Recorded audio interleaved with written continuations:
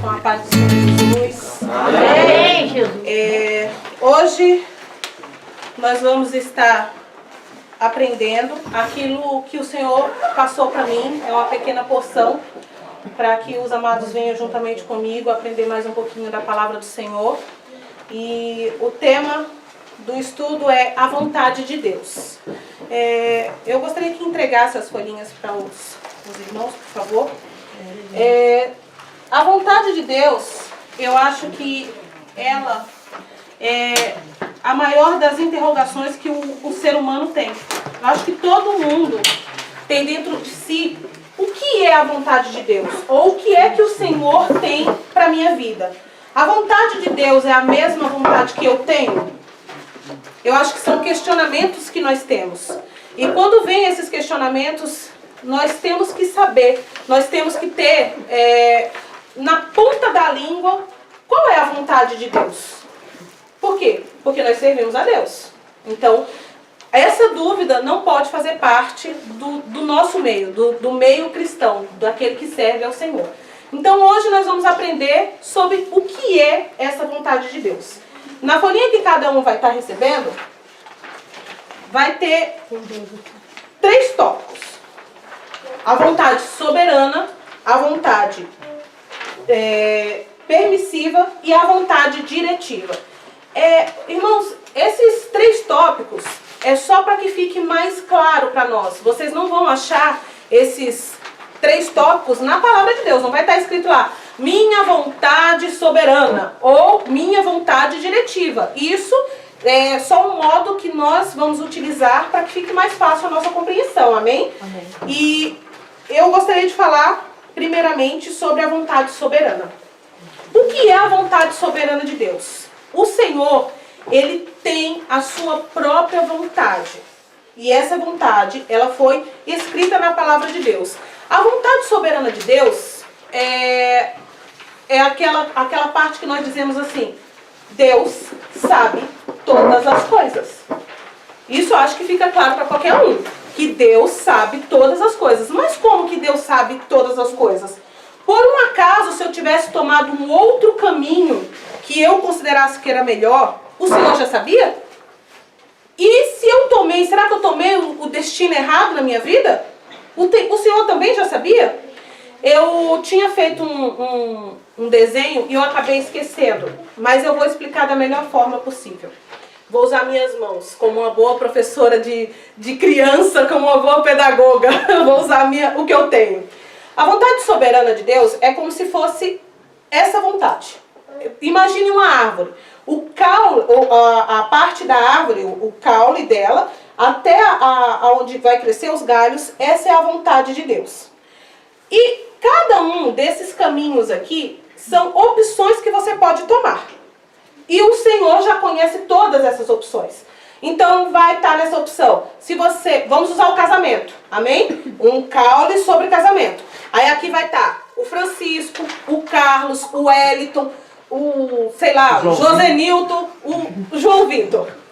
Aqui está todas as possibilidades que a nossa irmã Maria vai estar tendo para se casar. A gente está falando sobre relacionamento. Então a vontade de Deus, ela está aqui. E a escolha que essa Maria vai tomar, ela vai ter um fruto. E dentro desse fruto vai nascer outras possibilidades. Ou seja, quantos filhos Maria vai ter, se ela vai decidir não ter filho nenhum, se ela vai... E dentro dessas possibilidades, vai ter em cada galho mais outras possibilidades. Eu estou usando aqui 5, mas eu não tenho como dizer para os amados irmãos quantas possibilidades dessa tá. Mas a única coisa que eu tenho para dizer aos amados é que Deus sabe todas elas. Então, vamos lá. Ela escolheu dentro das possibilidades o João Vitor. E dentro do João Vitor, ela vai ter mais 5 possibilidades. Se ela vai ter filho, se ela não vai ter, se ela vai ter só menina, se ela... O que ela decidiu. Ou se ela vai se separar do João Vitor também. E vai ter aqui, dentro dessas possibilidades que ela escolheu, mais outras possibilidades. E mais outras possibilidades. E mais outras possibilidades. E mais outras possibilidades. E isso é a vontade soberana de Deus. Ele sabe todas essas possibilidades dentro da sua vontade. É por isso que a Bíblia vai falar que ele sabe todas as coisas. Então, qualquer caminho que você tomar dentro da vontade soberana de Deus, ele sabe. Entenderam? E dentro, vamos lá. Ah, mas se ele sabia de todas essas vontades, de todas as possibilidades, e se eu tivesse tomado outro caminho? Bom, se você não tomou aquele caminho, aquela possibilidade, ela se anulou para você. Foi o que aconteceu, eu vou usar o exemplo, que foi o que aconteceu com o rei Saul. Hoje, mais cedo, nós estávamos conversando, eu e o pastor, foi o que aconteceu com o rei Saul. A Bíblia fala que o rei Saul foi um rei escolhido por Deus, assim como foi escolhido Davi. O rei Saul não caiu de paraquedas, eu virei rei. Ele foi escolhido por Deus. Deus tinha um destino para Saul. E quem anulou a possibilidade? O próprio Saul. Quem anulou? Porque hoje, se o Saul tivesse agido com obediência, se o Saul tivesse obedecido tudo aquilo que o Senhor falou para ele, hoje nós poderíamos ter Jesus, filho de Saul, da tribo de Benjamim. Mas quem anulou aquela possibilidade foi o próprio Saul. Então, por que ele anulou e Deus escolheu o outro? Porque a vontade de Deus, ela tem que se cumprir. E a vontade de Deus era escolher um povo, e para este povo ter um rei. E qual era este rei? Um rei que viesse da linhagem dele, o filho de Deus. Então, a vontade soberana de Deus era de ter um rei. Se o rei desistiu de ser obediente a Deus, quem foi que escolheu ela desobediência? O próprio Saul. Portanto, o Senhor teve que levantar um outro no lugar e escolheu quem? Davi. Mas e se Davi não tivesse obedecido? Vontade anulada e Deus colocaria um outro. Mas a vontade soberana de Deus ia se cumprir no povo de Israel. Amém? Amém. Então vamos lá. E o que é que Deus tem para dizer a nós pessoalmente? Como que nós podemos saber qual é essa vontade do Senhor para que nós não venhamos errar? Irmãos, só tem um modo de você saber. É você lendo a palavra de Deus. É você se colocando na presença de Deus. Porque toda a vontade dele, ele colocou na sua santa palavra, na Bíblia. Então você só tem como saber aquilo que agrada ou desagrada a Deus, você lendo a palavra de Deus. Mas eu gostaria que os amados abrissem as vossas Bíblias no Salmo 33. Salmo 33.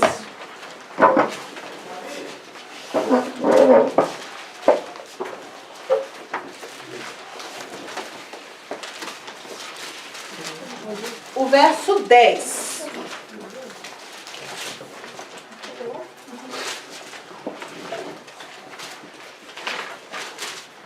Na minha versão, eu vou ler para os amados, vai estar escrito assim: o Senhor frustra os desígnios das nações e anula os intentos dos povos.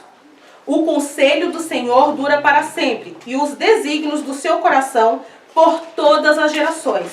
Então, nesse salmo está dizendo o quê? Que quando o homem tenta fazer alguma coisa que está fora do desígnio de Deus, ou seja, daquilo que o Senhor planejou, ele frustra.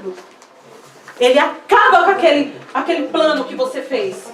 Então, por quê? Porque a vontade dele, ela tem que ser plena. A vontade soberana do Senhor, ela vai ser plena. Quando você não age debaixo da vontade de Deus, o Senhor frustra. Foi o que aconteceu com o nosso querido Saul.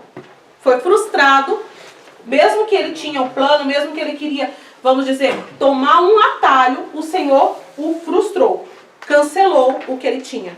Por quê? Porque o conselho do Senhor vai durar para sempre. E os desígnios do seu coração, a vontade dele vai permanecer. Não a daquela que nós fazemos. Mas, aí você vai me perguntar assim, se o Senhor, ele frustra os desejos de alguém, ou frustra, no caso do Saul, por que muitas vezes ele não frustra as coisas más que acontecem? Ou por que ele não frustra um acidente? Ou por que ele não frustra qualquer coisa que você possa imaginar como mal? Por que o Senhor não frustra isso? Olha, amados, tem uma outra coisa.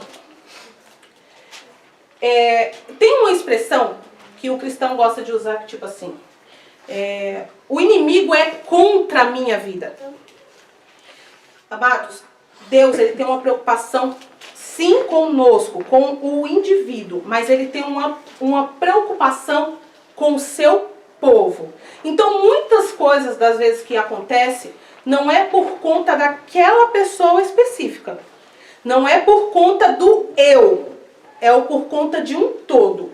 Que é, novamente usando o exemplo que aconteceu com Saul. Quando o Saul ele foi designado como rei, o Senhor tinha uma preocupação específica com Saul, mas o Saul ele ia influenciar um povo. Ele ia influenciar o povo dele, o povo de Deus, o povo escolhido de Deus. Então, quando você coloca assim, o diabo está furioso contra a minha vida, ou quando ele está contra mim, ele pode estar contra você, ou ele pode estar contra algo que você vai fazer para um povo. Então, assim, você é muito importante para Deus. Nós todos, dentro do corpo de Cristo, somos muito importantes para Deus. E por conta disso, o diabo, sabendo os planos, muitas vezes, que Deus tem, porque ele vê algo diferente em você, ele faz o quê? Ele tenta impedir você de alcançar o todo. Ou cumprir o todo que o Senhor tem para você. Seja você ser um pastor, seja você ser um levita, o que você for na casa do Senhor. Ele quer anular você, porque ele sabe que você vai atingir um povo. Então, não é você especificamente. O que eu quero que os amados entendam é que não é a preocupação, não é, o Satanás está muito preocupado com o meu casamento, ele quer destruir o casamento. Não, ele sabe que essa área de fragilidade na sua vida anularia um projeto de um todo. Uma consequência. Uma consequência, ele vai anular um projeto inteiro. Mas o diabo está muito preocupado com a minha vida financeira. Ele não está preocupado com a sua vida financeira. Ele sabe que essa área específica te preocupa. E ele fala assim, eu vou prender essa área, porque se ele ficar preso nessa área, ele não consegue atingir o todo. Ele fica preso. E aquele plano que o Senhor tinha para você, ele fica amarrado. Então, se você tinha a possibilidade de ir para os Estados Unidos para levar a palavra para uma pessoa que vai ser salvo, sei lá, um futuro Billy Graham, eu não sei. O Senhor sabe. O que o diabo faz? Ele fala, eu vou impedir essa pessoa e eu vou impedir, incomodando ela, prendendo o casamento dela, porque ela vai se sentir mirradinha e ela nunca vai crescer para a glória de Deus. Ela nunca vai se expandir para fazer o máximo para Deus. Ela vai sempre ficar presa. Então, não é a sua vida, é um todo. Então, por isso que a gente tem que se preocupar com o todo de Deus, todos aqueles que o Senhor chamou. Mas ele vai chamar como? Ele vai chamar através de você. Mas então, e se o Alex não tivesse tido uma família cristã, se a mãe dele não crescesse no evangelho, Deus não salvaria ele? Sim, poderia ser que ele o salvasse de um outro modo, mas ele escolhe este modo. Mas por que todo mundo não se salva? Eu queria que os amados abrissem as vossas Bíblias em em 2 Reis, capítulo 20.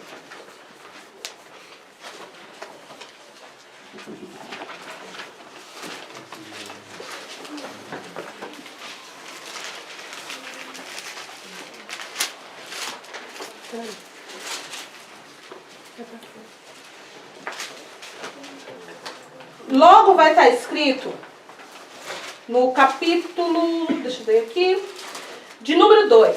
Então virou Ezequias o rosto para a parede e orou ao Senhor, dizendo: lembra-te, Senhor, peço-te, que andei diante de ti com fidelidade, com inteireza de coração, e fiz o que era reto aos teus olhos. E chorou muitíssimo.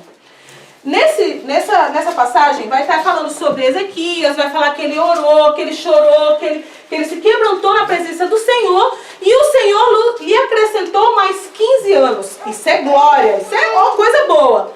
Só que pouquinho para frente, vai dizer que nasceu a Ezequias nesse tempo que foi lhe acrescentado, Manassés. E Manassés era terrível, meus amados.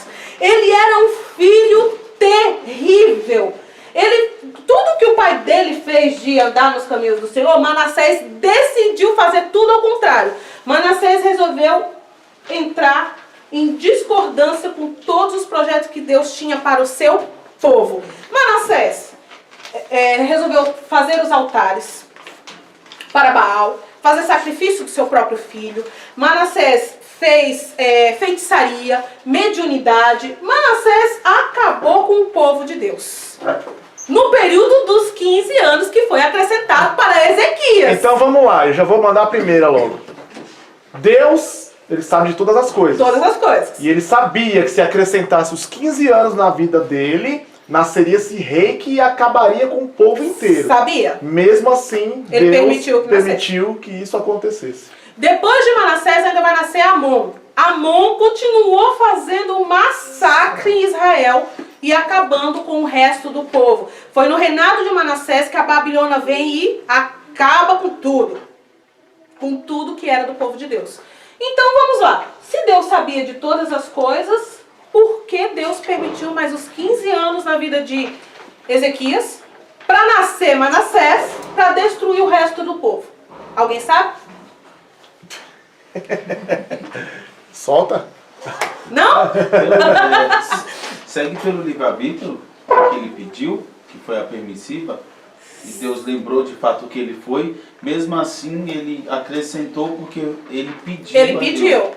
Porque Deus ele faz, sim, conforme a vontade dele soberana, ele tem o livre-arbítrio. Nós temos o direito de escolher quais os caminhos que nós vamos tomar. E Deus permitiu, sim, que fosse acrescentado nele. Mas se você observar, tem uma palavrinha aqui. Olha só que interessante. Se você for... deixa eu ver aqui. No verso 19, do mesmo capítulo 20, vai estar escrito assim: Então disse Ezequias a Isaías: Boa é a palavra do Senhor que dizestes, pois pensava, haverá paz e segurança em meus dias. Agora eu vou explicar o que aconteceu aqui. O querido Ezequias foi acrescentado para ele os 15 anos, e dentro dos 15 anos ele estava muito feliz. E ele recebeu alguns espias que vieram da terra da Babilônia.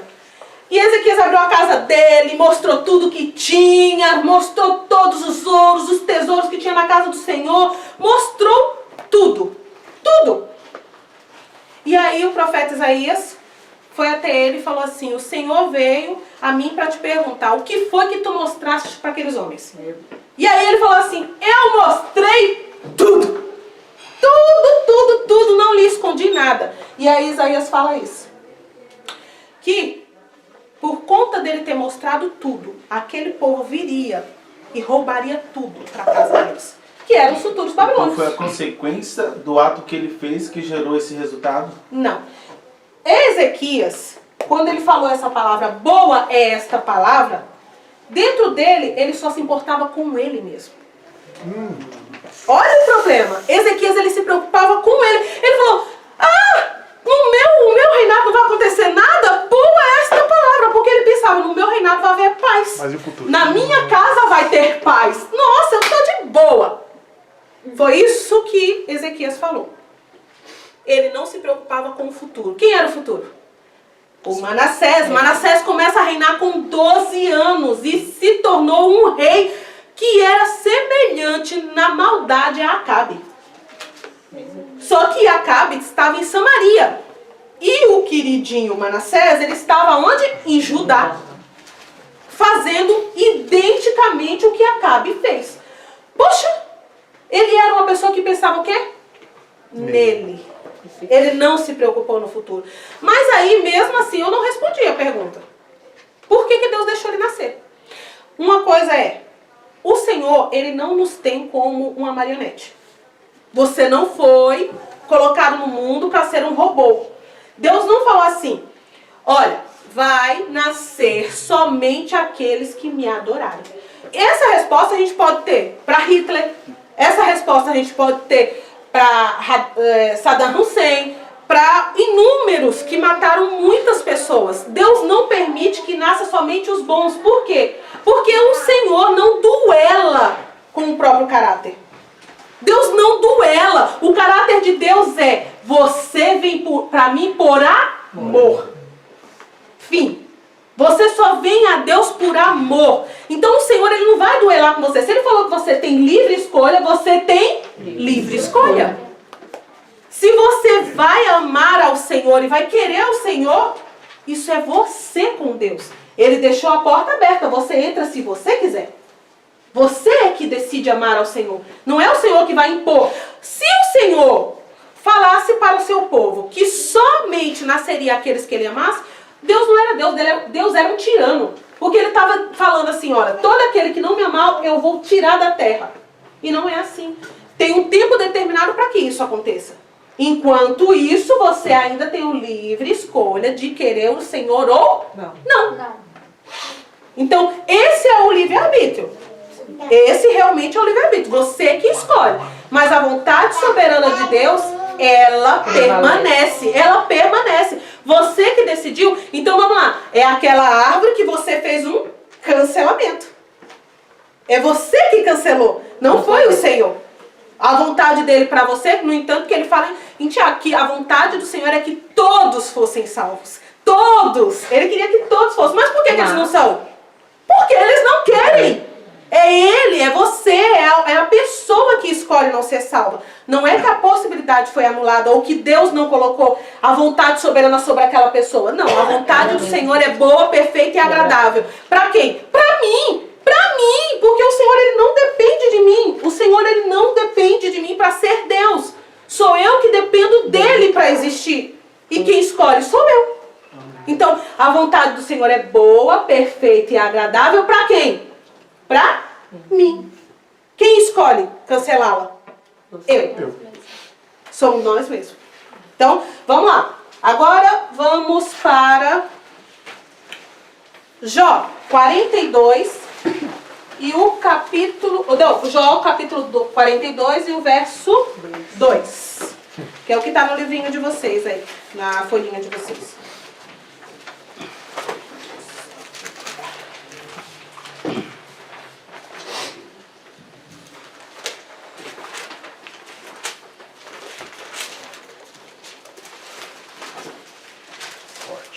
Então vai estar assim, vou ler conforme está aqui na minha Bíblia. Bem sei que tudo podes, e nenhum dos teus planos podem ser frustrados. Ou seja, quais são os planos do Senhor? O Senhor vai pensar num todo. Ele vai pensar numa nação, ele vai pensar num povo. Quando ele falou a noiva, é a noiva somos nós. A noiva não é uma pessoa, ele não escolheu uma pessoa. Nós é que vamos nos juntando para fazer a noiva. Então, quais são os planos que não podem ser frustrados? Aquilo que o Senhor planejou para o todo. E o quem ele vai usar? Eu, você,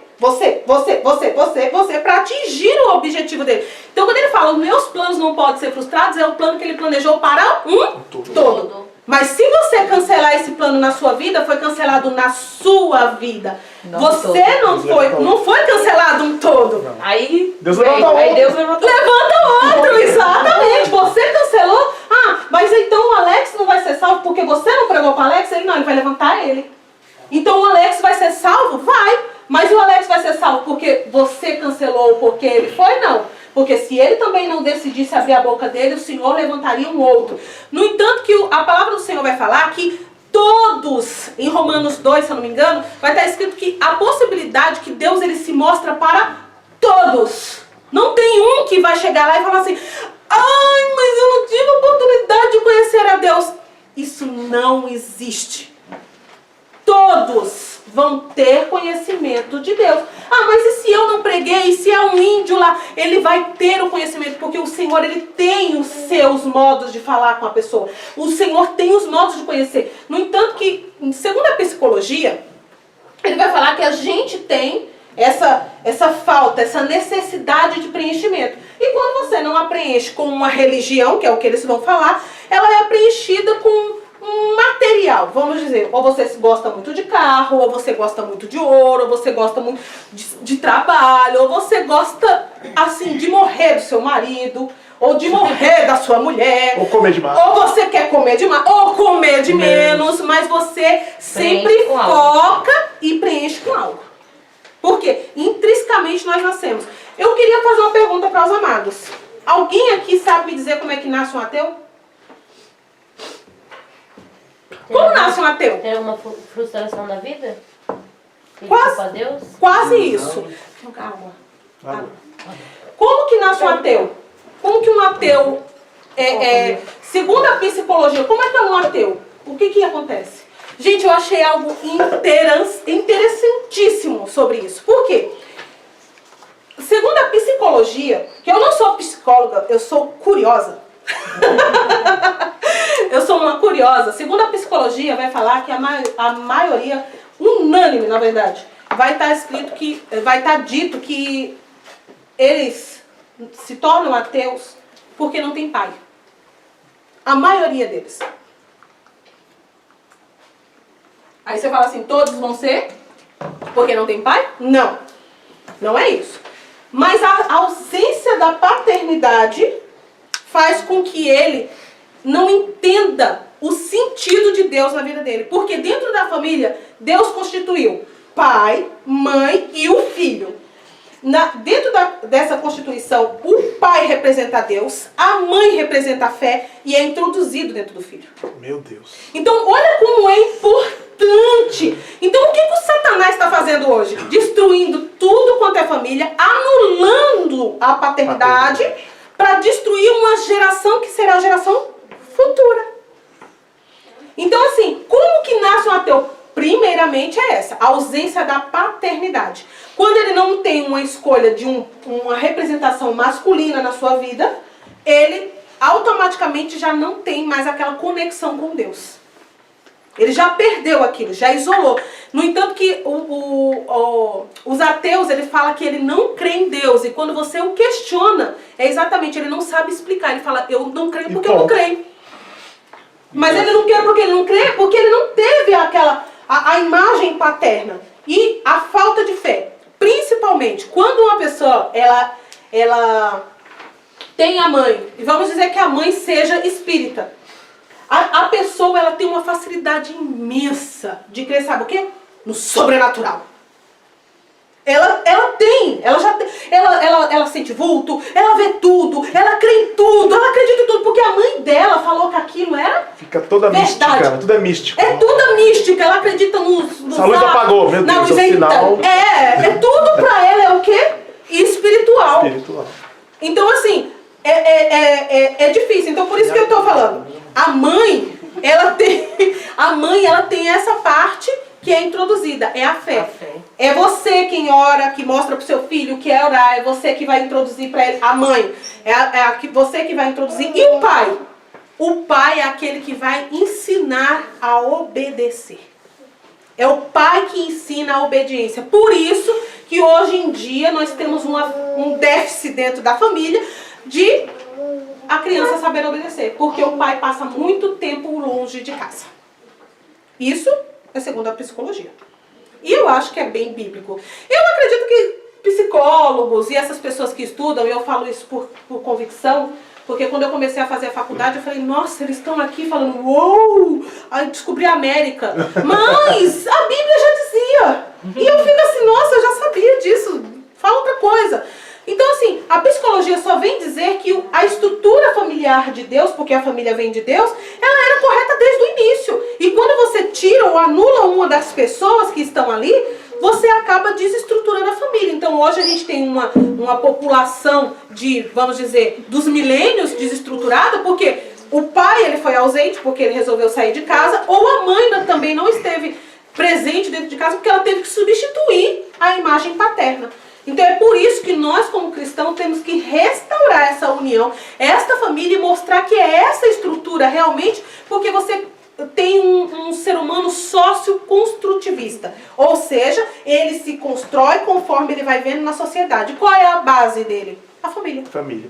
Por isso que Satanás sempre tenta deturpar, por exemplo, colocando a o lesbianismo, o homossexualismo, Sim. colocando amante, colocando tudo pra destruir a base da sociedade, que é a família. Porque se vai ter duas mulheres, aonde vai estar Deus? Longe. Não tem Deus. Elas vão mostrar o que é fé. E elas podem mostrar as fé que elas têm, ou elas podem mostrar fé nenhuma. Então a criança também não vai ser estruturada. Ou ela vai ter dois homens. E isso é desestruturar dentro do nosso, vamos dizer, da nossa construção, do nosso ser, aquilo que Deus planejou. Por quê? Vai estar tirando. Então o diabo ele não veio para, vamos dizer, o sexo foi criado por Deus. O sexo é aprovado e mandado fazer. Nós temos por obrigação os casados. Os casados devem fazer. Ah, bom, né? Casados. Sabia disso, Casados. Por favor. Mas o que acontece? O diabo ele deturba. Ele deturba. Porque se você pegar a parte sexual e você começar a introduzir o sexo antes do casamento, pode ser que você, com a sua ligação espiritual com aquela pessoa, depois que ela teve, ela não vai ter aquele compromisso. Porque o que o diabo quer? Tirar a possibilidade de você construir sua família. Então você pode ser uma filha de um ato sexual irresponsável, e aí deturbou aquilo que Deus tinha pra você. Ah, mas e se eu casei e depois de ter feito sexo, e aí eu me juntei com o meu marido e agora a gente é uma família? Terá consequência. Porque dentro daquelas possibilidades de Deus, você não está nulo se você burlou o atalho. Você tem uma consequência ali. Porque Deus falou pra você não fazer. E a consequência vem sempre para a próxima geração. Cedo ou tarde você vai ter uma consequência. Não é bíblico, é outra religião, mas ela fala que há uma ligação de corpos. E eu acredito que realmente é isso, que a nossa ligação, ela não é somente a carnal, ela é espiritual. Nós somos ligados, porque senão... tem um versículo na Bíblia que eu acredito que todos os casados tenham lido, quando for jejuar, que fala assim, que se você for jejuar, que se eu não me engano está em 2 Coríntios... Eu não lembro direito, mas é isso aí. 2 Coríntios 5, 7. Eu acho que é isso. É isso mesmo. É isso? Quase isso. Aí, eu sei que está em 2 Coríntios 5, mas eu não sei o versículo.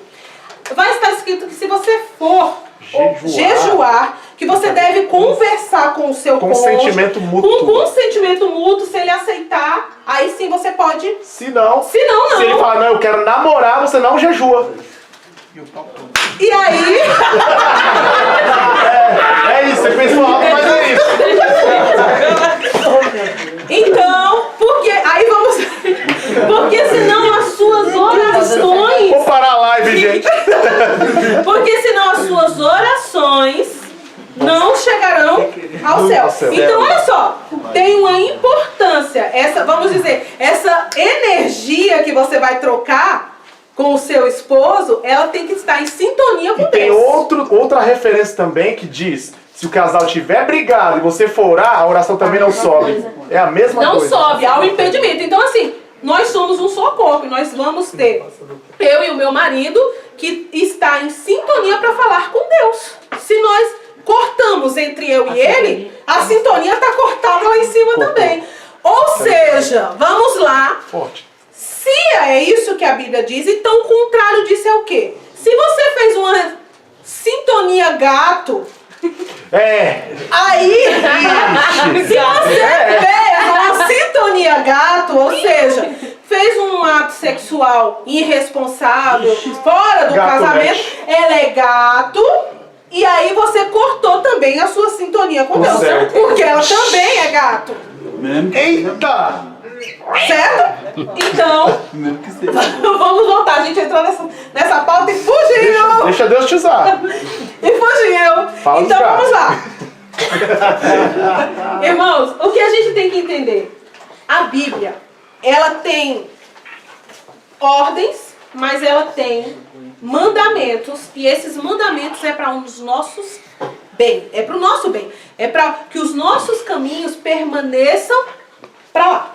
Você não pode ter... O nosso caminho é como? Como que é o nosso caminho? Ele é na vertical. Você não pode ter caminho com Deus na horizontal.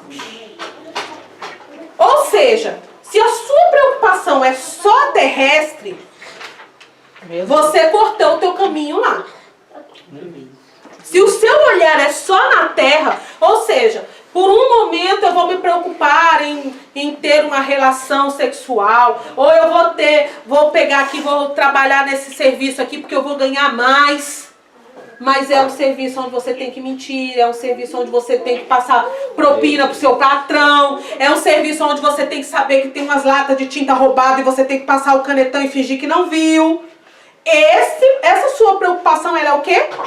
Terrestre. E você está cortando o teu caminho para o céu. Você está em desobediência. A Bíblia, ela tem mandamentos. Por quê? Porque todo mandamento, ele tem uma consequência. Ou seja, você andar na vertical. Se você se preocupa em ter um caminho horizontal, ou seja, cumprir com a vida humana sua na terra, para que você ganhe um salário bom, ou para que você tenha uma vida melhor, você está dentro da sua vontade, não é mais a vontade de Deus. Ou seja, se você vai passar a perna em alguém, você está fazendo sua vontade e não é a vontade de Deus. E com isso você vai fazer um corte na sua ligação com Deus. Por quê? Porque a Bíblia inteira ela vai falar sobre amor. Repitam comigo, a Bíblia vai falar sobre amor. A Bíblia vai falar sobre amor. Amor de Deus por mim. Irmãos, eu não sei quais de vocês aqui têm filhos, mas eu só sei de uma coisa. Pensa num negócio que sabe ensinar sobre Deus é criança. Olha, às vezes eu vou dar uma bronca nas minhas filhas. Eu vou contar aqui uma dessas broncas que eu fui dar. Ela não está aqui mesmo, ela vai ver depois. Aí, nessa quarentena, tá sobrando uns tempos. E aí eu fui dar uma bronca na minha filha. Presta atenção na bronca. Eu fui falar pra ela que tudo tem seu tempo, que ela tinha que organizar o tempo dela, que tinha hora pra tudo, que ela tinha que sair do celular, que ela tinha que estudar, que ela tinha que tomar banho, que nanana. Aquela bronca de mãe básica. Quem aqui nunca levou? Aí, na hora que eu tô dando uma bronca nela, tinha mais ou menos uns 3 dias que eu não pegava na Bíblia. E eu dizia que era por quê? Nossa, porque eu tô muito atarefada, é muita coisa pra fazer. E na hora que eu tô dando aquela bronca espetacular, o Espírito Santo fala, continua. Continua. Eu só escutei o continua. Eu falei, então... Aí até o tom baixo, sabe? Então, você tem que ter tempo pra isso, pra aquilo. E aí eu baixei, fiquei murchinha. E aí eu peguei a minha Bíblia e fui ter um tempo com Deus. Por quê? Amados, Deus, Ele disse pra você, a vontade dEle está na Bíblia. E se você não tem aquilo todos os dias, vai chegar uma hora que você não vai saber o que é a vontade de Deus. Porque todos os dias o Senhor quer falar contigo. E Ele só tem uma forma de falar com você. É através da palavra dEle. Se você não tem um hábito de ler, ou seja, você se perde. Você se perde. E esse obedecer se torna sacrificioso. É um sacrifício obedecer. Mas se você tem dentro da palavra de Deus vamos dizer, um amor, se você começa a ler, a buscar o Senhor, Ele vai te mostrar o amor. E a sua sede será maior. Quanto mais você bebe, mais você vai sentir sede. Quanto mais você tem o amor, mais você vai sentir esse amor. A Bíblia vai contar a história de nada mais nada menos do que 5.000 anos. E não tem um homem na face da terra que conseguisse te contar essa história 5.000 anos falando. Mas Ele deixou escrito, porque se você esquecer, você vai lá e lê de novo. Se você esquecer, você vai lá e lê de novo. E a Bíblia inteira, ela vai falar sobre amor. É só amor. Aí você fala, mas e as leis? Meus amados, se você for ler cada uma das leis, as leis eram para proteger o povo. Era uma proteção do povo. Só que o povo, muitas vezes, não entendia, como eu não vou entender. Poxa, eu não vou entender nos mínimos detalhes o porquê que eu não posso fazer essa conexão gato? Eu não vou entender. Vai ficar. Por quê? Porque se eu fizer essa conexão gato, eu posso consertar mais lá na frente. Mas esse consertar seu, você estava debaixo do amor, da obediência, porque a obediência ela gera um fruto. Mas a desobediência também gera um fruto. E você vai ter que comer. Você escolhe o que planta. E você vai ter que comer. Você vai ter que comer esse fruto. Se você vai comer o fruto da desobediência ou se você vai comer o fruto da obediência, é você que decide, é eu que decido, mas você vai ter que comer. Eu acho uma coisa muito interessante que eu sou filha de pernambucano e eu cresci na roça. Eu cresci plantando.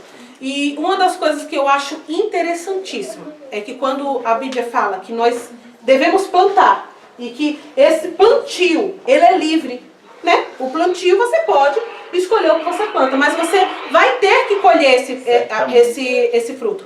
Mas sabe o que eu acho interessante? Toda semente que você joga na terra, você joga uma semente. Meu Deus. Uma. Pega essa varinha. E quando ela dá fruto, ela dá mais de 30. Um grão de feijão, ele nasce e ele dá os seus ramos, as suas vagens, e eles dão muitos frutos.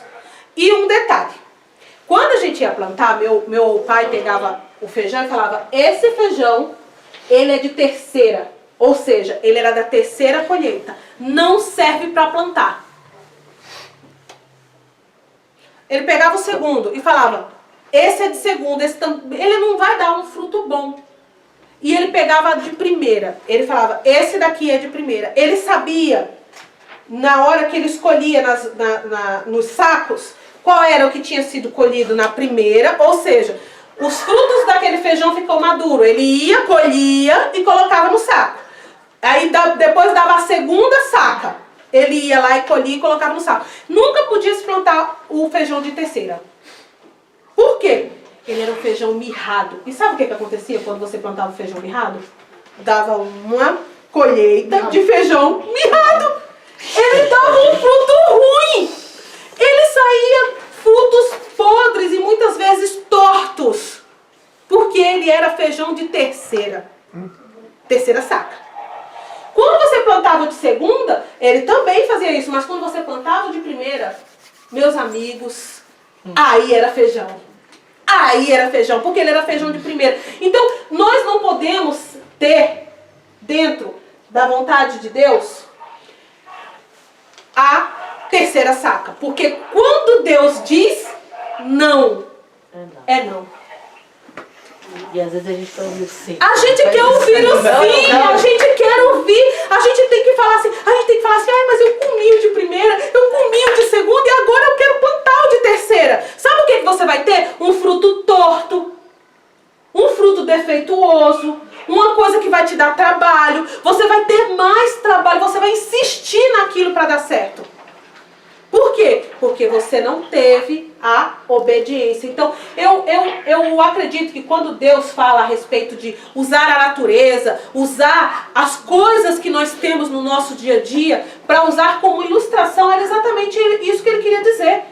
Porque a natureza te responde muitas vezes aquilo que você tem na sua vida. Que é como esse exemplo que eu falei da saca de feijão. Era uma coisa tão irracional. Poxa, por que eu não posso comer o feijão de primeira? Comer o de segunda e plantar o de terceira? Porque você vai ter uma saca ruim. Você vai querer uma saca ruim? Aí vamos lá. Eu planto aquele de saca ruim. Desobedeço, vamos dizer, a lei da natureza. Planto a saca ruim. Eu vou ter novamente uma colheita ruim. E aí os grãos vão ser tortos. E aí eu vou querer plantar da primeira saca. Porque agora eu quero fazer o certo. E onde você vai achar esse feijão? Onde você vai achar esse feijão? Você vai plantar o torto, que vai nascer torto de novo, que vai dar uma saca torta, e você vai ter que conviver com esse caminho torto. Até o final. Lembra aquela musiquinha? Andava. E talvez essa casa torta nunca tenha conserto. Por quê? Porque você usou uma saca torta. E aí é quando Deus diz não.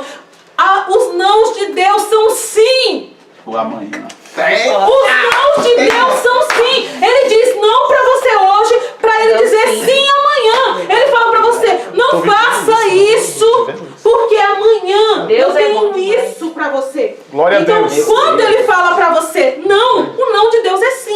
Essa não tem no Google. Não tem. Essa desceu quente. É sério que é de graça. Ele tem um motivo. A única diferença, olha, meus amados, se tem uma coisa que pai não gosta de explicar pro filho, é por que não. É isso mesmo. Aí você Eu fica... detesto porque eu tenho que explicar por que não. E eu acho que se Deus colocou isso no meu coração, Ele também não quer dizer por que não. Ele só falou não, obedece que é o melhor pra você. Eu lembro de um dia que eu falei, não, Isadora, não coloca a mão no fogo. Quando foi lá, veio... Eu falei, tá vendo aí, por que não? Porque você se queima, porque dá problema, porque não sei... Mas não dá todos os nãos de Deus, não vai estar escrito. Porque se você fizer isso, vai acontecer isso. Muitas vezes ele te dá exemplos. Se você não leu a Bíblia, você não sabe os exemplos. O manual do não. O manual do não. Vai estar escrito lá que se você desobedecer, igual o nosso querido Saul, você vai ser destituído daquilo que Deus tinha pra você. Você vai ser tirado daquilo que Deus tem pra você. Então era um não. Ele não explicou pra Saul, olha, se você não me obedecer, você vai ser tirado do seu reino. Os seus filhos, sabe aquela promessa que eu te fiz no começo? Ela vai ser anulada, não vai estar escrito assim. Mas que nós sigamos o exemplo de Saul e falamos, desobedecer gera um problema grande. Então eu vou falar não. Então eu prefiro dizer não. Então eu falo que o amor de Deus, ele vem com 4 letras. O, B, D, C. Vem com essas letras. O amor de Deus vem. Se você verdadeiramente ama o Senhor, você o obedece. Se você não obedece, você não ama o Senhor. Porque quem ama, Obedece. obedece. E obedece para quê? Para o seu próprio bem.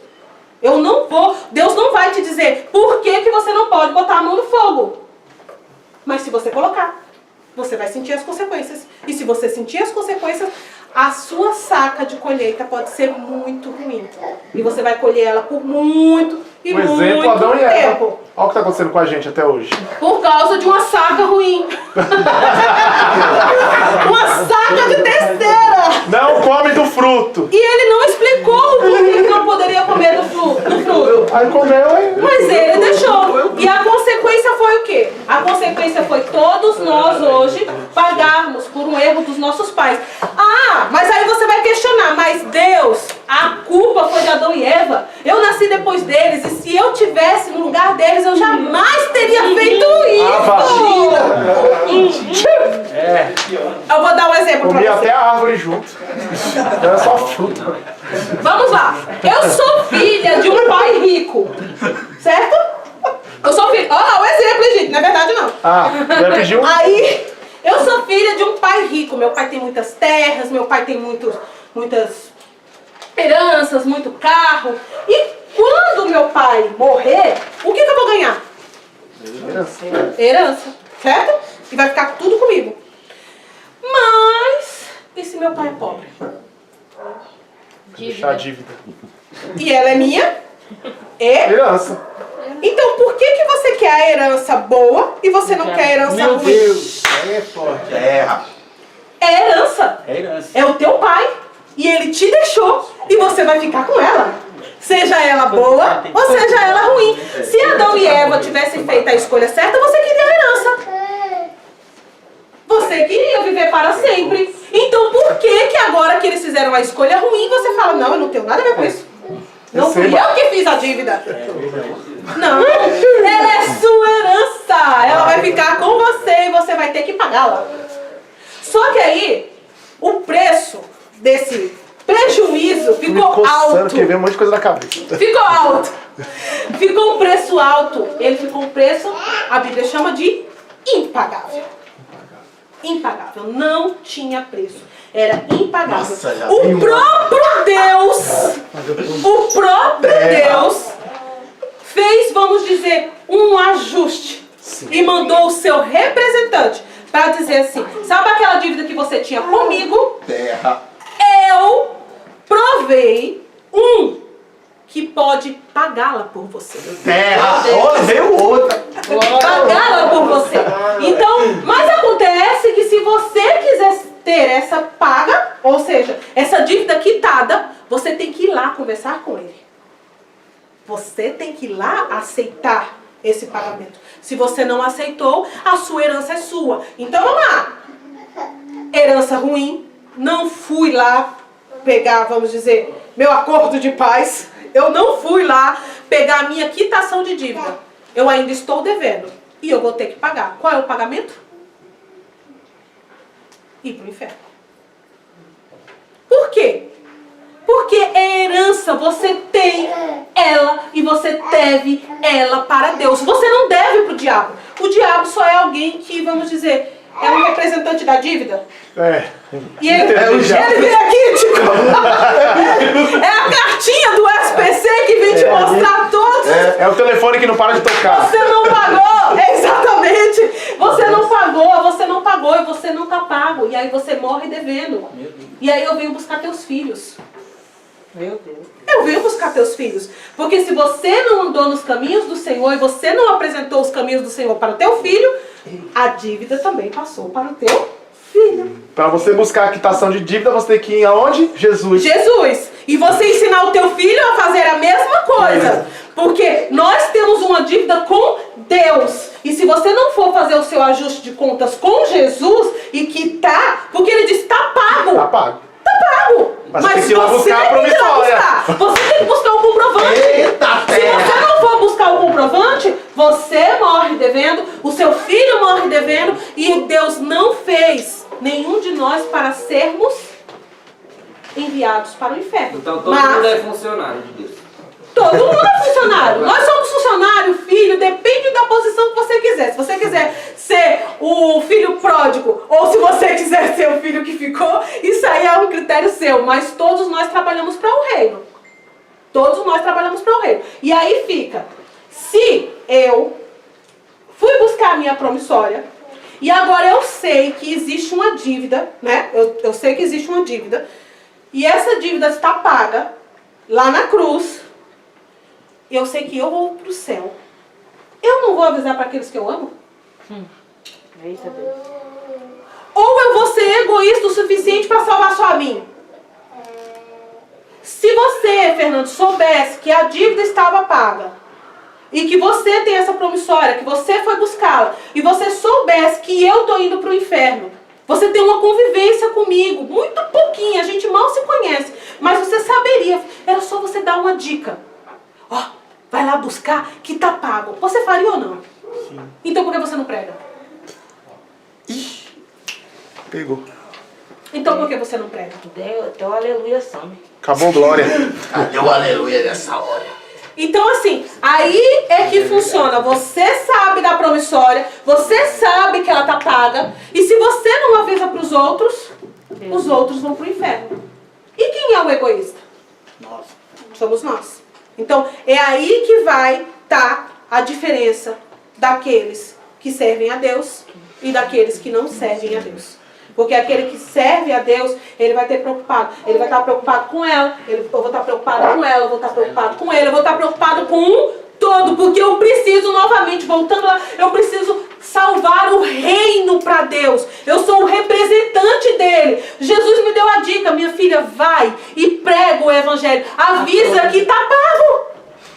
Avisa que está pago. Se você avisar que está pago, todo mundo vem a mim e aí eu salvo. Mas aí tem um problema. E quando a pessoa não quer Deus? Não quero Deus. Olha, quando eu estava lendo aqui o Manassés, que volta lá para Reis, vai estar aqui Reis 21, o reinado de Manassés. Leiam comigo no 2. Fez ele... Deixa eu andar, amados. Achar. Segundo Reis 21, verso 2.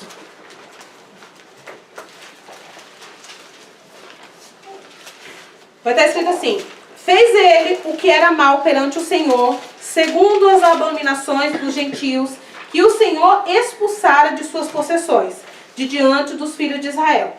Pois tornou a edificar os altos de Ezequias, seu pai, que seu pai havia destruído.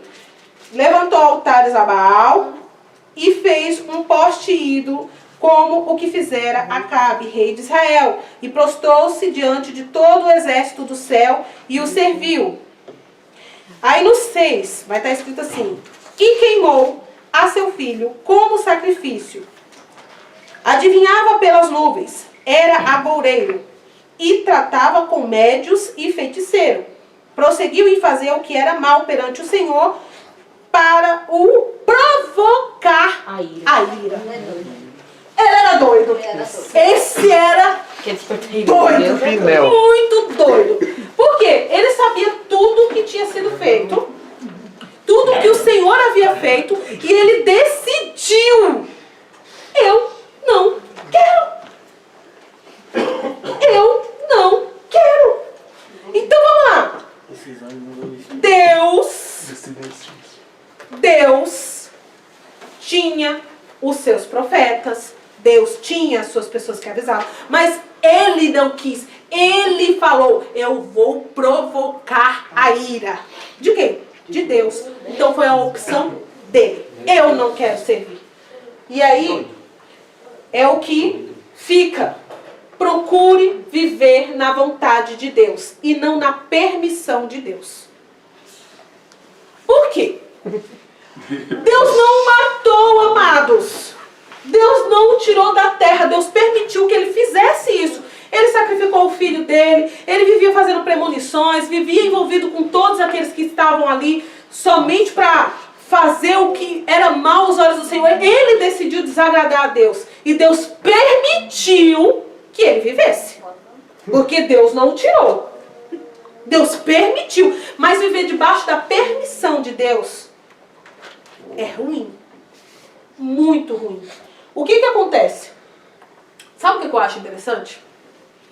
Ezequias, que era o pai de Manassés, parece que não se importava muito com o futuro do filho. Ou seja, morreu e ainda falou: ah, é muito bom o que você fala para o meu reino, porque eu vou viver em paz. Isso quer dizer que é bom para mim. Então parece que ele não passou nada para o filho.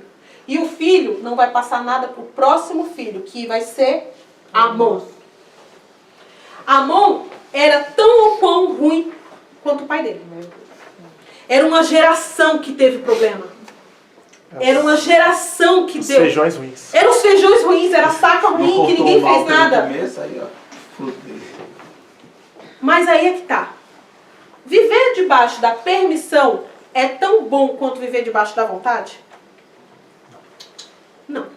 Ela vai gerar consequência. No entanto, que eu vou fazer uma pergunta para vocês. Vamos lá. A Bíblia é verdade. Todos aqui concordam que a Bíblia é verdade. Sim. Tudo que está nela é verdade. Tá. E a Bíblia está falando que existem pessoas que há mais ou menos 4.000 anos atrás sacrificava filhos, procurava agoureiros, fazia vários tipos de, vamos dizer, magia negra, que é isso que a Bíblia está falando sobre magia negra. Agora eu vou fazer uma pergunta para vocês. Se isso existia há mais ou menos 4.000 anos atrás, existe hoje? Sim. Sim. Com certeza. Sim. Sim. Vocês sabem disso. Existe. Sim. E vamos lá. Uma das regras de guerra é você conhecer o território do teu inimigo. É regra de guerra. Você vai guerrear, você tem que conhecer. E a Bíblia dá inúmeros, vamos dizer, dicas, inúmeras dicas. Porque toda vez quando Israel ia enfrentar uma batalha, ele mandava 2 espias. Ele mandava os espias, dá uma olhada. As piadinhas. Dá uma olhadinha, vê o que é. E depois você vem e conta pra nós. Como que é lá. Isso é uma estratégia bíblica. É uma estratégia bíblica. Seu território. Conhecer o território do inimigo. Quantos aqui já fizeram pesquisa sobre satanistas? Cri. Vale ler o livro São Cipriano? Não, né? Não, porque o livro São Cipriano é um livro mentiroso. O que eles fazem verdadeiramente não está lá. Cheguei ler, tá? Não todo. Né? Não está lá. É bruxaria. Vocês conhecem o território do seu inimigo? Agora eu vou fazer outra pergunta para vocês. Quem aqui, vamos lá. Todo mundo aqui sabe que nós vivemos no tempo dos fins. Sim, é nítido para todo mundo que nós vivemos no tempo do fim. E nós vivemos, vamos dizer, na esperança e vivemos fazendo tudo para que esse fim venha, vamos dizer, logo. Que, vamos dizer, que esse fim seja bom para nós, não é? Então, vocês planejam ser salvo. Quem aqui está planejando ser salvo? Sim, glória a Deus. Eita, glória a Deus, ainda bem, todo mundo, ó. Ninguém quer ficar. Ufa! E aí, eu vou fazer uma pergunta para vocês. Se o satanista também sabe, eles também sabem que está no tempo do fim. E eles também estão se planejando. Vocês sabem os planos? Não. E como você vai se defender? Vocês já mandaram algum espia? Vocês sabem? Vocês sabiam que eles mandam espia para dentro da igreja? Manda ver. Eles mandam espias para dentro da igreja. Tem um monte de Detalhe, mas espera só um pouquinho. Ele Tem roupa de manda, crente. mas ele manda para a igreja que está incomodando o inferno, tá? Se a igreja não estiver incomodando o inferno, ele nem se preocupa, porque ela já sabe que vai para o inferno aqueles ali. Então, ele só manda se verdadeiramente aquela igreja está incomodando o inferno. Mas você, como cristão, você sabe o que é que aquele satanista está fazendo? Quando eu li esse livro, esse capítulo de Reis, eu falei, gente, isso aqui é um satanista. Manassés decidiu ser satanista. Mas também eu fiquei pensando, né? É muito importante o nome que você dá para o filho. Deus me falou, é muito importante o nome que você dá para o filho. E aquilo que você ensina para o filho que volta para o início da nossa conversa. Que a família é importante. Tá. Manassés era um nome de pagãos. Era dos egípcios. O próximo filho vai ser Amon, que também é um nome de um deus egípcio. E aí, nós vamos ver que existe uma mistura. Então, automaticamente eu entendo que existia alguém infiltrado. Porque vocês concordam comigo que se a gente é cristão e a gente só faz as coisas de cristão, a gente não sabe fazer as coisas que não é de cristão? Sim. E se a gente sabe fazer, é porque alguém ensinou. Então você só faz aquilo que te ensina. Então Manassés estava dentro de uma cultura onde ele estava aprendendo. Ainda tinha alguém que estava ensinando. Porque ele aprendeu com quem? Ele começa a reinar com 12 anos. Ele aprendeu com quem? Ele foi atrás. Então é muito importante que nós saibamos o território do inimigo. Como que ele se infiltra na igreja? Como que ele entra dentro da sua casa? Através de uma amizade, através de uma vizinha. Porque se você se lembrar do começo da nossa conversa, é muito importante que Deus saiba contar com você, mas que você saiba a vontade de Deus dentro da sua vida. Porque se Deus tiver o olhinho brilhando para você e que você seja a influência, e todos nós temos a capacidade de influenciar no reino, se Satanás souber, ele vai cortar através do quê? De um enviado dele. Você conhece o terreno do inimigo? Sabe, igreja, eu sempre fui muito curiosa. Muito, muito, muito curiosa e não é de hoje. Eu acho que eu nasci curiosa. E uma das coisas que eu sempre observei é exatamente esse tipo de estratégia. Nós devemos nos portar como soldados. E uma das coisas que nós devemos fazer é planejar para nós, individualmente, como se Cristo fosse voltar hoje. Cristo volta hoje. Todo cristão tem que viver como se Cristo voltasse hoje. Mas tem que planejar o futuro para um todo como se Cristo fosse voltar daqui a 1000 anos. Sabe por quê? Porque se você não planeja de Deus voltar, de Jesus voltar daqui a 1000 anos, você corta aquilo que você tinha para essa geração. E você não se preocupa com a próxima, com a próxima, e com a próxima, e com a próxima. Ou seja, você não se preocupa com seu filho, com seu sobrinho, que vai ter um filho, que vai ter um neto, que vai ter outro neto, que vai ter outro neto, que vai ter outro neto. E aí você faz o mesmo erro de Ezequias. se preocupa só com a sua geração. E aí você corta aquilo que Deus tem para a próxima. Então, nós vivemos como se Cristo fosse voltar hoje. Mas quando a gente tem a visão para o futuro, a gente planeja como se Cristo fosse voltar daqui a 1000 anos. Porque eu não sei de vocês, mas eu não quero que a minha tataraneta seja satanista. Certo? Eu acho que nenhum quer. Eu não quero que a minha sobrinha tenha uma descendência onde serve ao mal. Eu quero que toda a minha família seja salva, porque a minha promissória está paga, eu vou dizer para você que ela está paga, você vai se preocupar com a minha geração e, consequentemente, nós vamos ter uma consequência de salvos. Só que se eu só me preocupo com a minha geração, ou seja, eu só me preocupo em me salvar, eu vou cortar a próxima geração. E daqui a uma geração, daqui a 100 anos, vai estar produzindo o quê? Satanistas. Vai estar produzindo o quê? Gente que serve a Satanás. Porque se a igreja tem que saber, é que se você está esperando por Cristo, eles estão esperando por anticristo. Eles estão fazendo os planos para o anticristo. Eles estão buscando e influenciando um monte de gente para servir ao anticristo. Quem aqui viu um pronunciamento do Papa que ia acontecer dia 14 de maio? Alguém soube desse pronunciamento? Eu soube, mas eu não vi. Mas eu não. Não vi. Eu vi também. Passando ali. Eu vou dizer para vocês. Tá fugindo literalmente de tudo que eu tinha colocado, mas eu vou falar. Esse pronunciamento do dia 14 de maio era a respeito de escatologia. Alguém sabia? Está na Bíblia. Ele estava ordenando uma reunião entre todos os países. Coisa linda.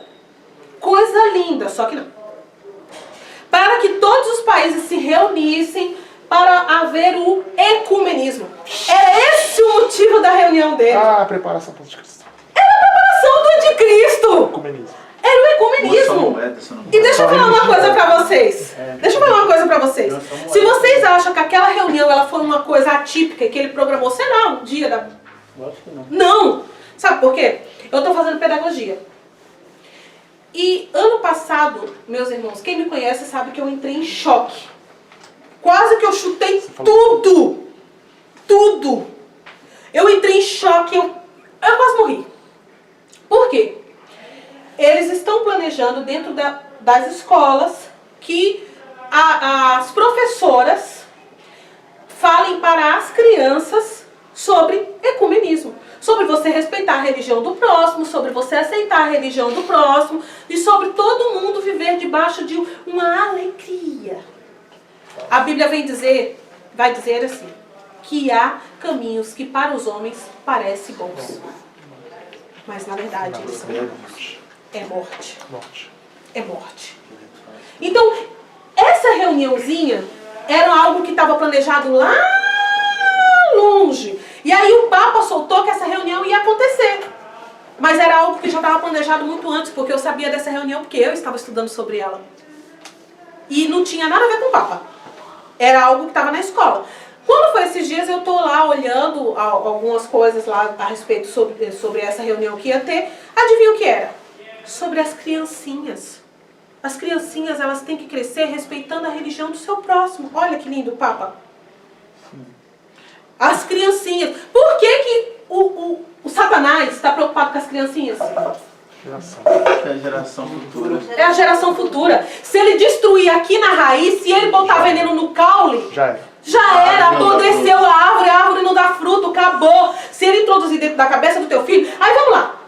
O Onias resolve ter uma relação lá e faz aquele gato e ele não assume a mulher e ele sai correndo e a mulher vai lá, tem aquela criança, a criança vai para a escola, ela está com 5 anos, ela cresce e ela vai entendendo que ela não tem pai, ou seja, ela não tem representação de Deus. Se ela não tem representação de Deus, ela pouco se importa com o que a Bíblia fala.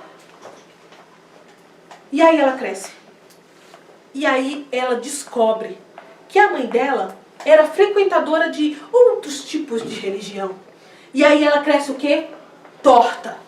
Ela cresce defeituosa. automaticamente ela vai se envolver com o satanismo. Sabe por quê? Porque o satanismo ele é uma religião que você faz e você tem. Porque uma coisa que o diabo faz é te dar as coisas. Desde que você dê a alma para ele. Só isso. Só isso. Que nem É simples maçonaria, assim. né? Oi? É que nem maçonaria. A né? maçonaria é um braço do satanismo. Como é a maçonaria, a Rosa Cruz, como tem também a parte dos Illuminati. É um braço. Vamos dizer, é um braço do mesmo corpo. É o corpo de Engraçado que o Satanás e é o Illuminati foi braço. tão feroz que ele entrou dentro da igreja escondido, né? No período... Dentro da igreja católica, Foi, que eu eles acredito. entraram sim até com os templários. Foi. Os templários. Então assim, Teve eles muito vão massacre. se introduzindo, mas o auge dela é destruir uma geração futura. Ele faz plano. Então por que nós que somos cristãos, nós que temos a palavra de Deus, nós que temos a Bíblia, não fazemos planos para a igreja? Por isso que a Bíblia diz que ele vem como um... Você não percebe. É imperceptível a ação do diabo até dentro da igreja. Até dentro da igreja. É como um sapatinho de veludo que vai entrando ali, você não vai percebendo. Então o que você falou é importante. Ter que estudar as estratégias do inimigo pra para você quando saber. ele aparece, falar, opa, é inimigo. É inimigo. É inimigo. Pra você saber se defender. Combater. Não é pra Amigos você. perto, inimigo mais perto ainda. Porque assim, se você souber o que ele vai fazer, se você tiver a visão daquilo que ele está planejando, você também vai estar debaixo de uma guarda. Você botou um vigia, você está olhando, você sabe. Então você se prepara. Você que se prepara para aquilo. Então você não é pego de surpresa. Quem aqui foi pego de surpresa pelo Covid? Eu sabia que ele tava por aí, mas... Na Uma hora ia a gente pegar. tem que- Mas quem aqui ficou surpreso por ter pegado todo mundo? Todo mundo sabia que ia haver uma peste. Sim. É, mas não essa, né? Eu vou falar uma coisa pra vocês. Surpresa. Todo mundo quer que Jesus volte, mas ninguém quer Meu participar das coisas que antecedem a volta de Cristo. Princípio êxito. O princípio das dores ninguém quer. A gente entrou dentro do princípio das dores, agora, não, a gente já entrou há alguns anos. Quando que começou os anos finais? Desde que o Espírito Santo desceu na Terra. Começou os final do tempo. Começou ali. Só que agora a gente está no final do tempo. A gente começou a sentir as dores. As dores. Mas todos nós queremos sim que Jesus volte. Mas ninguém quer participar. Sabe o que eu percebo? Quando Isaías profetizou no reinado de Amon que o povo ia ser pego, ia ser levado para a Babilônia, todo mundo meio que sabia. Mas ninguém estava esperando que fosse na época deles. E hoje nós vivemos do mesmo modo. Todo mundo sabe, mas ninguém está querendo que seja na nossa época. Ou seja, quando entrou o Covid, eu tenho estudado várias coisas, e quando entrou o Covid, a gente sabia. Quem estuda sabia que estava... Foi o primeiro caso, foi no carnaval. Só que eles colocaram em pequena manchete. Todo Carnaval mundo sabia. E aí o que acontece? Quando você sabe a estratégia... Agora vocês sabem que com isso vai gerar algo.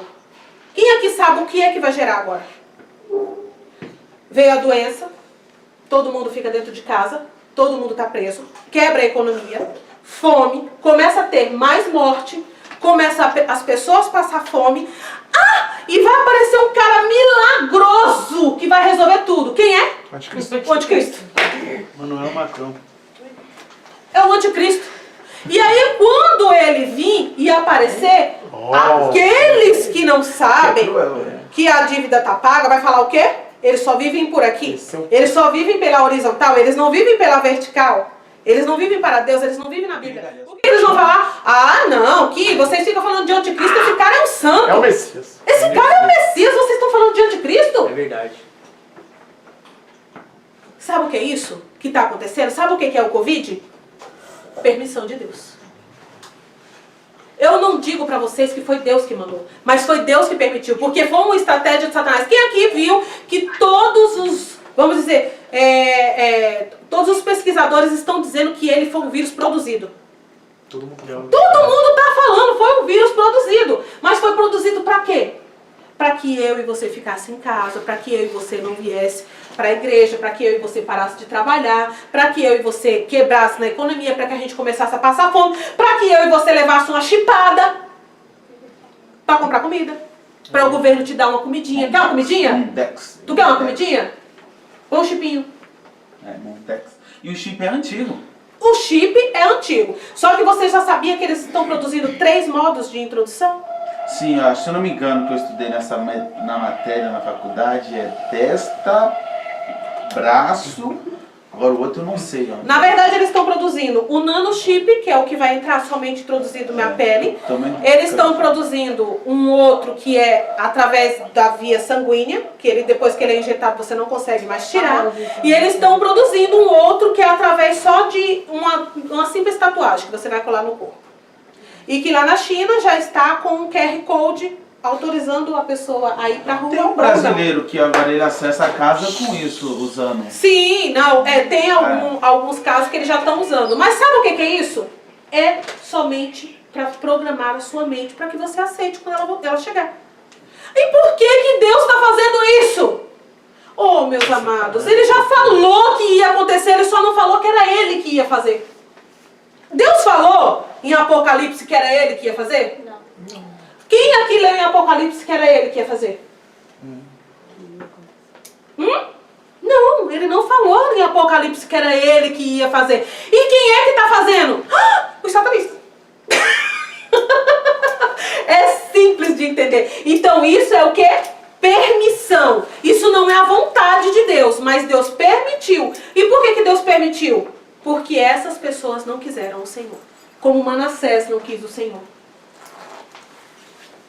Como Amon não quis o Senhor. Como tantos outros que existiram na história, como Hitler não quis o Senhor. Como tantos outros decidiram viver na horizontal. Ou seja, viver para essa terra, viver para este mundo e não se importar com a vontade de Deus.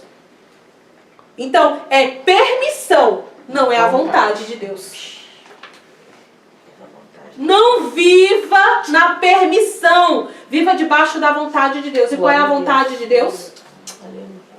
Que nós utilizamos de nossas vidas para salvarmos cada vez mais e mais e mais e mais pessoas para o reino de Deus. Para que você salve seu irmão. Mesmo você não conhecendo, talvez aquela pessoa que você vai salvar a tua filha. Meu Deus. Aquela pessoa que você salvou hoje vai salvar o seu neto.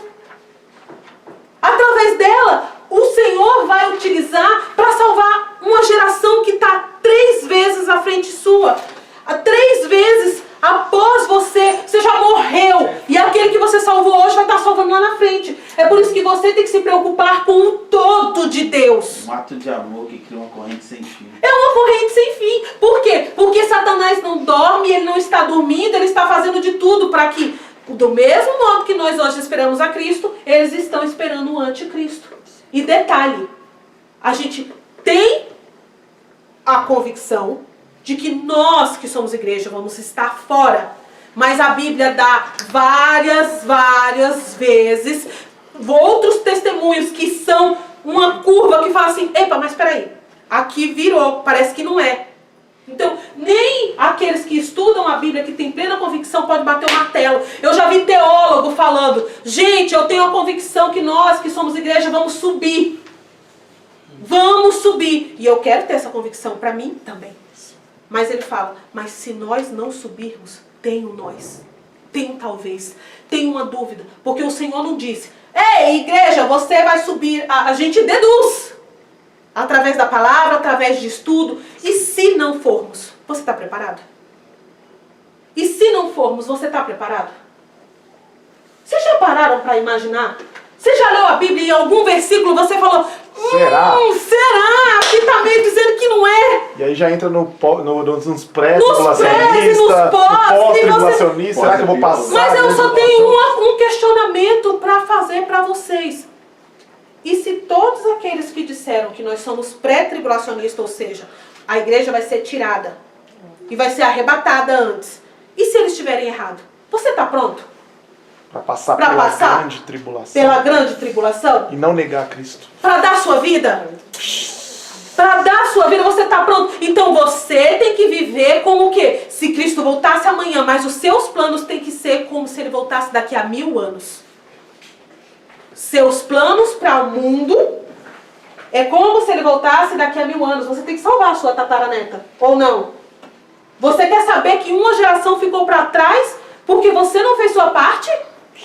Quem aqui quer chegar lá no céu? E eu fico já imaginando que o Senhor é todo tecnológico, porque se Ele deu sabedoria para nós, eu também imagino que Ele também vai ser. E aí você, aquele telão bem grande, você fala, e Deus fala assim, ó, sabe aquela menina? Aquela menina de máscara cheia de florzinha, que eu não sei o nome, qual é o seu nome, amada? A Larissa. Sabe aquela menina, você deveria ter pregado para ela e você não pregou. E sabe o que aconteceu? Sabe aquela vontade? Você anulou. Quebrou a galha. E aquela menina, ela ia salvar a sua filha. É. Então esta é a nossa visão de reino. A nossa preocupação é em manter o quê? A vontade de Deus sempre. É o que você falou, de repente numa pregação nossa a gente salva o futuro Billy Graham. Billy Graham! Vai pregar para nações, para arrebentar. Arrebenta com Aí você todo chega mundo. no céu, mas Senhor, eu só preguei para um. Mas esse um... Esse um. E olha, eu acho que quando você chegar lá no céu, não é só o fato de você ter salvado a Alexia. Mas é o fato de você ter pregado para a Alexia ter pregado, vamos dizer, para o filho, ter salvado o Billy Graham, e aí ele salvou 5 bilhões de pessoas, e na sua conta está o saldo da Alexia. É. Entendeu? Na sua conta está o saldo da pregação que você fez para a Alexia. Você fala assim, nossa, eu preguei uma vez. Eu preguei uma vez. E através daquela... Multinível de Jesus. Por isso que eu falo, a nossa preocupação ela tem que ser com um todo. Por isso que todo mundo importa dentro do reino. E todo mundo é o quê? É todo mundo. Por quê? Se eu salvo você, Paloma, talvez você vai salvar a minha filha, que é da minha filha, que é da minha sobrinha, que é da filha dele. E aí, gente, salvam inúmeras pessoas. Através de você colocar um vídeo na internet, você vai salvar inúmeras pessoas. Mas para isso, você precisa o quê? Viver dentro da vontade de Deus. E qual é a vontade de Deus? Vamos lá? A vontade de Deus é boa, perfeita e agradável para mim. Mas através de mim, Ele vai salvar outros. Então significa que dentro da igreja tem esses dois tipos de pessoas. As pessoas que vivem a vontade de Deus e as pessoas que vivem sob a permissão de Deus. Aí a gente destaca o joio e o trigo. E o trigo. Terra. O joio e o trigo vai ser tirado aí. Porque, olha, uma pessoa que vive dentro da permissão de Deus, ela vive só preocupada com ela mesma. Joio. Ela vive só preocupada com ela mesma. Ela vive preocupada se ela vai ter um bom dinheiro, se ela vai ter um bom carro. Ela é egoísta ao ponto dela se preocupar somente com ela. As orações dela é pra ela. As orações dela é preocupada com ela. Ela não tem visão de reino. Quem não tem visão de reino é um egoísta. Você só vive. Você só vive. E você é aquele que o Senhor falou que quando Ele voltar, Ele vai perguntar aonde está o teu talento, e você vai dizer, ai, eu sabia que o Senhor era tão... o Senhor era tão bravo que eu guardei Ele para te entregar. E aí o Senhor vai falar o quê? Por que você não deu para os banqueiros? Que daria muito mais lucro. Ou seja, por que você não deu para os outros? Que você daria mais lucro para o meu reino do que você ter sido egoísta e ter guardado o seu talento só para você. Você vive debaixo da permissão e você não vive debaixo da vontade, porque a vontade de Deus é reino. Ou você sabia que você é representante? Você vive com um estandarte mostrando Jesus. A sua vida é um estandarte mostrando Jesus. Você mostra Jesus quando você vai na padaria. Você mostra Jesus. Você mostra Jesus em todo o tempo. E você fala de Jesus porque você tem amor por Deus. Você fala de Jesus porque você quer salvar outros. Porque você se importa com um todo. Ou seja, com a noiva de Cristo. Se você só se preocupa com você, você vive debaixo da permissão. Você vive por viver. Você vive para você. Você vive igual a Ezequias. Enquanto tiver na minha paz aqui, boa palavra é o que o profeta Isaías falou para mim. Eu estou tão bem na minha vida, na paz e sossego. E sabe o que a sua geração vai produzir? Um Manassés. Meu Deus. Porque você é egoísta o suficiente de se preocupar somente com você. Eita terra. Você vai produzir um Manassés, um satanista, alguém que desonra a Deus e que se preocupa em irar o nome do Senhor. tem que se preocupar? A gente tem que ter visão de reino. A gente tem que ter visão de noiva. E noiva é um todo.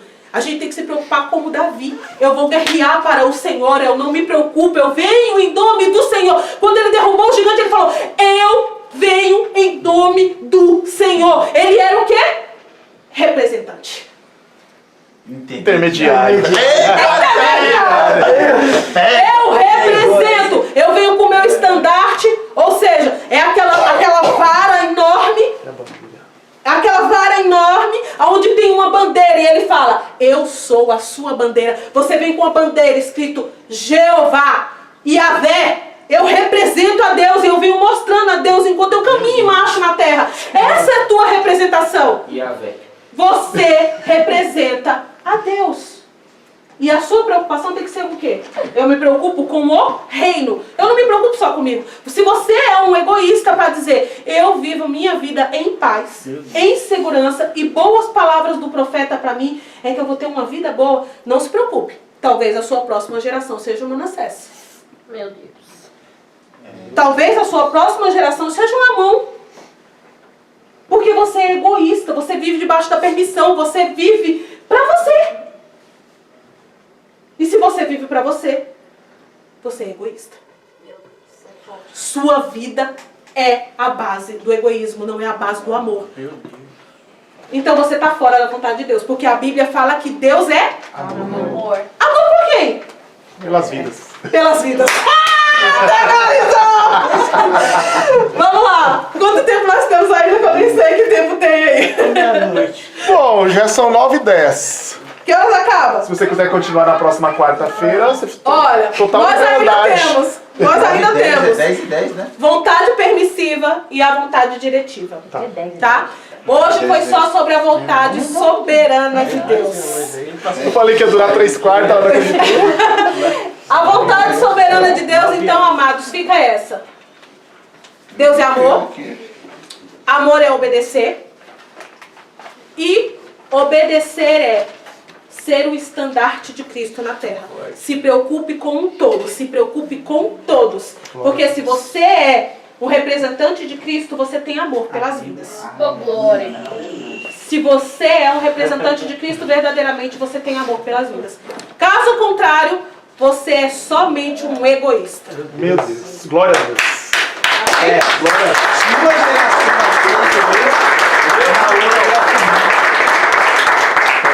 Falar o quê? Só para finalizar. Procure viver na vontade de Deus e não na permissão de Deus. Eu falei sobre o joio e sobre o trigo. O joio, ele vive na permissão de Deus. O trigo vive na vontade de Deus. Sabe como você descobre quem é quem? Na hora do aperto. Quem vive debaixo da permissão, na hora do aperto gera veneno. Expulsa as pessoas de perto. Mas na hora do aperto, aquele que vive na vontade gera alimento. Meu Deus. Você foi chamado para gerar alimento. E alimento não é só para você, é para você distribuir o alimento. Então Deus chamou vocês para impactar uma geração, para não deixar nascer Manassés, mas para fazer nascer pessoas que não façam esse elo de amor quebrar. Que a vontade de Deus se cumpra na tua vida e nas próximas gerações através da sua vida. Amém? Vamos ficar de pé? Vamos fazer uma oração, agradecer ao Senhor. Irmãos, quarta-feira que vem o chicote vai estralar. Só ficou difícil pra quem vai dar o próximo estudo, porque vai ser ela. Eu acredito que até lá nós estaremos no templo e aí a gente vai. Vamos orar, né? Vamos orar. Mas o ensinamento foi bom, hein? Maravilha. Pastor, Nossa teóloga, uma coisa que ela professora. disse aí é verdade, isso que ela falou de geração em geração. Eu com 15 dias de vida, a minha mãe biológica me entregou para uma mulher falando que ia procurar um emprego. E até hoje ela não voltou. Essa mulher era cristã, ela cuidou de mim como se fosse filho dela. E ela sempre me ensinou o caminho, mas eu não queria seguir esse caminho. Mas chegou um tempo certo que eu não consegui sair do caminho, porque ela me ensinou o caminho certo. E eu glorifico a Deus pela vida dela, porque se fosse outra, na época tinha jogado eu fora, que nem a minha mãe fez. Sim. E através da minha vida, veio os meus filhos, que eu tenho que ensinar eles qual o caminho certo que eles devem seguir. É por isso que a Bíblia diz, irmãos, ensina o teu filho no caminho. Você tem que ser o primeiro a estar no caminho para ser exemplo para os seus filhos também se manterem no caminho. Essa coisa de faço o que eu digo, mas não faço o que eu faço, não existe. Porque você vai ser sempre a referência dos teus filhos. Então, irmãos, que Deus abençoe a vida da Beth. Quarta-feira tem mais, você que está acompanhando aí pelo Instagram. Deus abençoe sua vida. Vocês que não podem sair de casa, vai ter transmissão no Instagram sim. Nós estamos devagarzinho otimizando todas as nossas redes sociais. Provavelmente vamos tentar fazer a primeira transmissão pelo YouTube já, né? No próximo estudo. E a gente vai divulgando aí, tá bom? Vamos fazer uma oração para finalizar. Rízila, Deus abençoe a sua vida, Rízila. Nós te amamos, Rízila. Glória a Deus. Tudo que ela queria. É tudo que ela queria, né? A Dariana. Glória a Deus. Vamos orar, irmãos. Feche seus olhos e oremos. Senhor, nós entramos em Tua presença. Pai, Deus te abençoe. Somos gratos a Ti, Senhor. Muito obrigado porque a por Tua essa vontade ela é boa, a Tua vontade é perfeita, Pai, e a Tua vontade é agradável. Nos ensina, Senhor, a continuar vivendo debaixo da Tua vontade, mesmo que seja doloroso, mesmo que gerem lágrimas, mas viveremos, Senhor, debaixo da Tua vontade. Abençoa a Tua igreja, abençoa o Teu povo, abençoa aqueles que estão nos assistindo pelas redes sociais, Senhor, que porventura também assistirão, Pai, que nós possamos aprender todos os dias que os Teus caminhos são mais altos que os nossos, que os Teus pensamentos são mais altos que os nossos, e que tudo que o Senhor pensa para nós está além da nossa compreensão, Pai. Despede o Teu povo em paz, em nome de Jesus. Amém. Aplauda bem forte. Deus abençoe.